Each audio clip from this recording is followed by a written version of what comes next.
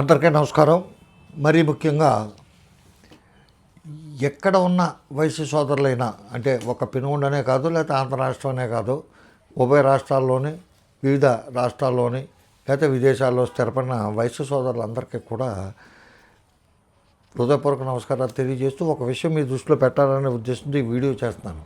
అంతేగాని మిమ్మల్ని క్రిటిసైజ్ చేసే ఉద్దేశం కానీ, మిమ్మల్ని ఏమన్నా చిన్నగా తగ్గించి మాట్లాడే ఉద్దేశం కానీ, లేకపోతే వేరే ఉద్దేశాలు ఏమీ లేవు. ఉంటే నేను డైరెక్ట్గానే చెప్తాను. దానికి నాకు ఎవరికి భయపడే మనస్తత్వం ఉన్న వ్యక్తిని కాదు. కాబట్టి ఏంటంటే, నేను ఇందాకే ఒకేసారి 2 సన్నివేశాలు చూశాను.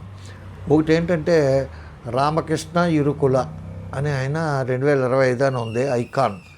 ఆయన వాసవి క్లబ్స్ ఇంటర్నేషనల్కి ఆ సంవత్సరం ప్రెసిడెంట్ అయ్యారట. ఎవరో నేను వైశ్య సోదరుని అడిగాను.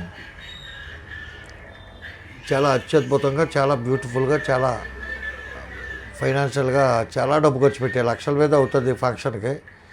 ఈ ఫంక్షన్ చేశారు. ఇది జాతీయ గీతాలాపన జరుగుతుంది. ఇది చాలా వచ్చిన వాళ్ళు కానీ వీళ్ళు కానీ అంతా కూడా చాలా పెద్ద పెద్ద వాళ్ళు వచ్చారు. అందులో మనకు అందరూ ఎవరో తెలియదు కానీ నాకు తెలిసిన వాళ్ళు ఒకళ్ళిద్దరు ఉన్నారు. అందులో మరీ ముఖ్యంగా టీజీ వెంకటేష్ గారు కూడా అక్కడ ఉన్నారు. ఇదే సందర్భంలో నేను ఒక మంచి కార్యక్రమం, బోల్ డబ్బులు ఖర్చు పెట్టి చేస్తారు, చారిటీ చేస్తారు. వాళ్ళు రకరకాలుగా వైశాస్లో కానీ మిగతా వాళ్ళు కానీ రకరకాల చారిటీస్ అవన్నీ చేస్తారు. వైశాఖ క్లబ్స్ ఇంటర్నేషనల్లో ఇప్పటి నుంచో ఆ పేరు వింటున్నాం. ఇకపోతే ఏంటంటే, ఇదే సందర్భంలో ఒక 1200 మందికి భోజనాలు రాజకీయ కారణాల చేత పెట్టలేకపోయారని చెప్పి నేను ఒక వీడియో చేశాను. పెనుగొండ వాసవి కనికా పరమేశ్వరి జన్మస్థానమైన పెనుగొండ నిత్యాన్నదాన సత్రంలో ఒక 1200 మందికి భోజనాలు కావాలని చెప్పి వైశాసే వాళ్ళు వచ్చిన కార్యక్రమం కూడా ఏంటంటే, అమ్మవారికి సారి తీసుకొచ్చిన సందర్భంలో మేము 1200 మంది అక్కడ భోజనం చేసి వెళ్తామండి, ఎంతైతే అంత ముందే ఇచ్చేస్తామని చెప్పన్నా అక్కడ భోజనాలు పెట్టలేకపోయారని చెప్పి తెలిసి దాని గురించి నాకు ఒక వీడియో చేశాను. నాకు చెప్పిన వ్యక్తులు వాళ్ళంతా ఉన్నారో, మీ పేరుతో మరి చెప్పి వీడియో చేసుకోవచ్చు అని అంటే చేసుకోమన్నారు కాబట్టి చేశాను, అయిపోయింది.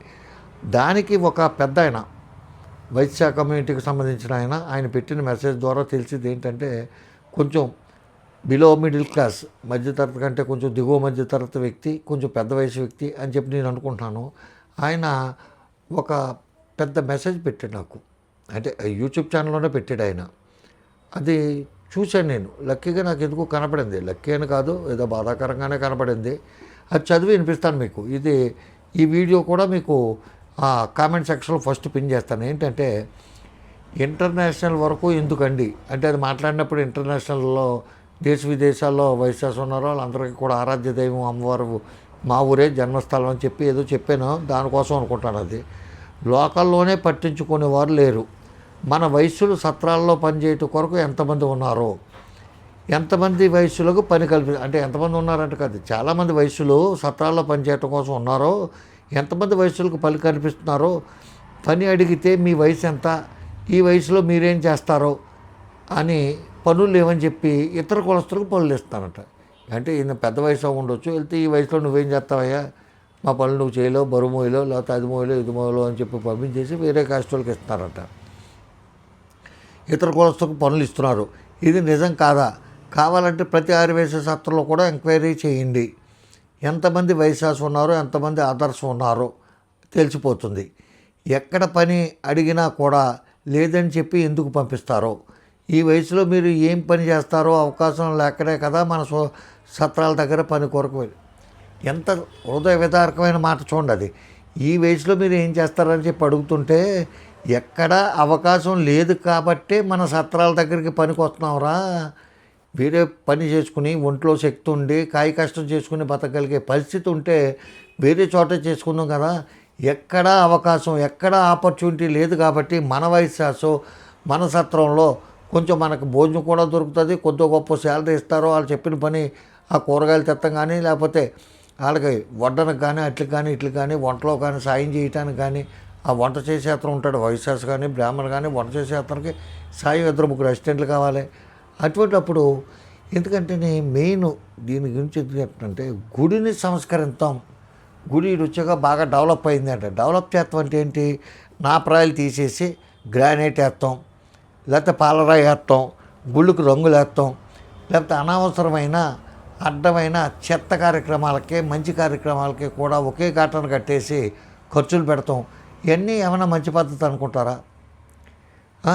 స్థాయిని మించి ప్రసాదాలు తయారు చేస్తాం కానీ, లేకపోతే ఏ వ్యవహారమైనా సక్రమంగా గుడి అంటే ఒక ప్రశాంత వాతావరణంలో ఉండవలసిన గుడిని మీరు అక్కడ పెనుగొండ శ్రీ నగరేశ్వర శ్రీ మహిషాసుర మర్దనే శ్రీ వాసవి కనికా పరమేశ్వరం వారి దేవాలయం నిత్యాన్నదాన శాస్త్రంలో ఆ భోజనాల కాడ వడ్డన కాడ అట్ల కాడ సహకరించే వ్యక్తులు ఎవరయ్యా అంటే వాయిద్య కళాకారులు తెల్లారుజామున లేచి వస్తారు. వాళ్ళు అమ్మవారి గుడికి వచ్చి వాళ్ళే ప్రారంభంగా వాళ్ళ వాయిద్యాలతోనే అమ్మవారిని మేల్కొలతో కానీ, లేకపోతే నగరేశ్వర స్వామికి కానీ, మహిషాసుర మర్దన అమ్మవారికి కానీ, వాసవి కనికా పరమేశ్వరం అమ్మవారికి కానీ వాళ్ళ కార్యక్రమం వాళ్ళ మంగళ వాయిద్యాలతోనే మొదలవుతుంది. ఆ కార్యక్రమానికి వచ్చిన వాళ్ళని మీరు వంటల దగ్గర ఉపయోగించుకుంటాం, లేకపోతే వడ్డల దగ్గర ఉపయోగించుకునే బదులు ఒక నలుగురు వయసు కుటుంబాలకు సంబంధించిన పెద్ద వయసు వాళ్ళని వడ్డెత్తువే కదా, మొత్తం గంగాల పట్టుకొచ్చేసి వడ్డించాడు కదా, ఒక బేసిన్లో వేసుకుని తీసుకొస్తాడు కదా, కూరలు అవన్నీ కూర గుర్తు పోయిలేని పరిస్థితిలో ఉండదు కదా. అటువంటి వాళ్ళు తీసుకొచ్చి వాళ్ళకి ఉపాధి కల్పించి మీరు రాష్ట్రం అంతా రకరకాల పనుల నిమిత్తం, పెళ్ళిళ్ళ నిమిత్తం, శుభకార్యాల నిమిత్తం, అశుభకార్యాల నిమిత్తం మీరు తిరిగినప్పుడు ఎప్పుడు కూడా ఫస్ట్ ప్రిఫరెన్స్ ఇచ్చేది మీరు నివసించడానికి కానీ, ఒక రూమ్లో పడుకుంటానికి కానీ, లేకపోతే తినడానికి కానీ, ఈ ఆదివాసీ సత్రాలు కానీ, ఆదివాసీ నిత్యాన్నదానాలు కానీ వాడుకుంటారు కదా. అప్పుడు ఒక మాట చెప్పి చూడండి వాళ్ళకి, ఇటువంటివి చేస్తేనే డెవలప్ అయినట్టు. మన పెనుగొండ కనకాపరమేశ్వర దేవస్థానానికి సంబంధించి అమ్మవారి ఆత్మార్పణ దినోత్సవానికి ముఖ్యమంత్రి గారు వచ్చిన కార్యక్రమం ఒక అరగంట 20 నిమిషాల కార్యక్రమానికి పూల డెకరేషను, విద్యుత్ దీపాల డెకరేషన్కి 8,10,000 రూపాయలు ఎంతో తగలేశారు. అది బూడిదలో పోసిన పన్నీరే కదా. మొన్న ముఖ్యమంత్రి రాలేదు, మంత్రి గారు ఎవరో వచ్చారు, స్థానిక మంత్రి గారు రామానాయుడు గారు వచ్చారు, మన లోకల్ ఎమ్మెల్యే గారు పితాని సత్యనారాయణ గారు వచ్చారు. ఆ రోజున ఆ పూల డెకరేషన్కి అట్లకి 3 లక్షలు ఎంతో అయిందన్నారు. నేను ఎంత అడిగినా ఈవో గారు ఇవ్వట్లేదు. సరే నేను వచ్చి ఆ ఆఫీస్లో కూర్చుని అక్కడే రూమ్ తీసుకుని ఆయన ఎప్పుడైతే అప్పటి వరకు ఆ రూమ్లోనే ఉంటాను, ఉండి తీసుకుంటాను. ఇది ఎందుకు చెప్తానంటే ఎవరిని క్రిటిసైజ్ చేసే ఉద్దేశం కాదు. ఒక అతని బాధ ఒక సామాన్య లేకపోతే సామాన్యుడి కంటే చిన్న స్థాయిలో ఉన్న బిలో మిడిల్ క్లాస్ వయసులు, ఎందుకంటే ఇప్పుడు ఏంటంటే వైశ్యాసు, జమీందారులు, రాజులు, క్షత్రియులు వాళ్ళకేంటి అనే విధంగా లేదు. అక్కడ కమ్మవారు తెలుగుదేశం పాలనలో కమ్మవారు అంతా బాగుపడిపోయారు, లేకపోతే జగన్మోహన్ రెడ్డి పాలనలో రెడ్లంతా బాగుపడిపోయారు. ఎవడి పాలనలోనూ ఏ కమ్యూనిటీ పూర్తిగా బాగుపడి చచ్చిపోయింది, చచ్చిపోయింది ఏమీ లేదు. ఏదో ఆత్మాభిమానం కోసం కానీ, లేకపోతే ఒక ఈగో సాటిస్ఫాక్షన్ కోసం కానీ మనోడు ముఖ్యమంత్రి అవ్వాలి, మనోడు పాలించాలి అనే ఒక దురద కానీ, దుగ్ధ ద్వారా కానీ ఇవన్నీ ఓట్లేసి గెలిపించడం ఇవన్నీ జరుగుతాయి తప్ప అంతకుమించి ఏమీ కాదు. కాబట్టి అన్ని క్యాస్ట్లోనే జమీందారులు ఉన్నట్టే, పేదవాళ్ళు ఉన్నట్టే వైశ్యాస్లో కూడా ఉన్నారు. కాబట్టి వైశ్య సోదరులు మీరంత ఘనంగా ఏ కార్యక్రమం చేసినా బాగా రిచ్గా చేస్తారో, మీరు ఒంటి నిండా బంగారం, ఇంటి నిండా బంగారంతో తొలతూగుతున్న వ్యక్తులు కొంతమంది ఈ వాసవి ఇంటర్నేషనల్ అని, లేకపోతే లయన్స్ క్లబ్ అని, లియో క్లబ్ అని చాలా అట్లో మీరు భాగస్వాములు అయి ఉంటారు. కాబట్టి ఇటువంటి ఆర్య వయసుల్లో ఇటువంటి వ్యక్తుల యొక్క మనోభావాలు కూడా గుర్తించి అరే ఇలా జరుగుతుందా అని చెప్పి ఆ కార్యక్రమం మన పెనుగొండ నగరేశ్వర స్వామి మహిషాసుర మర్దనే వాసవి కనికా పరమేశ్వర దేవస్థానం నుంచి ప్రారంభిస్తారని చెప్పి దానికి ట్రస్ట్ బోర్డ్ చైర్మన్ సత్యబాబు గారికి, మెంబర్స్కి, అలాగే ఈవో గారికి, పెనుగొండ ఆర్యవైశ్య సోదరులందరికీ కూడా విజ్ఞప్తి చేస్తూ ఆ నలుగురిని పెట్టండి అయ్యా, ఆ వాయిద్యకారుని వాళ్ళని ఏడిపించి దొబ్బి అక్కడ వాయించి తెల్లారు లేచి వాళ్ళ వాయించి అక్కడ దేవుడికి సేవ చేసి మళ్ళీ వచ్చి ఇక్కడేమో వడ్డన చేసి ఇంకా వాళ్ళకంటూ పర్సనల్ లైఫ్ ఉంటుంది కదా. తెల్లారగట్ల లేచాడు మనం 8ంటికి లేగుతాం,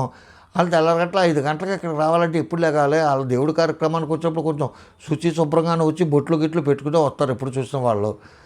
అటువంటి వాళ్ళకి మధ్యాహ్నం వాళ్ళు రెస్ట్ తీసుకునే టైం కూడా మనం వాడేసుకుంటామంటే అలాగా ఒక 4 వయసు సోదరులు పెట్టండి, వృద్ధుల్ని పెట్టండి, లేకపోతే లేడీస్ని పెట్టండి. ఊర్లో చాలామంది పేదవాళ్ళు ఉన్నారు, మీకు తెలుసు కదా ఆ విషయం.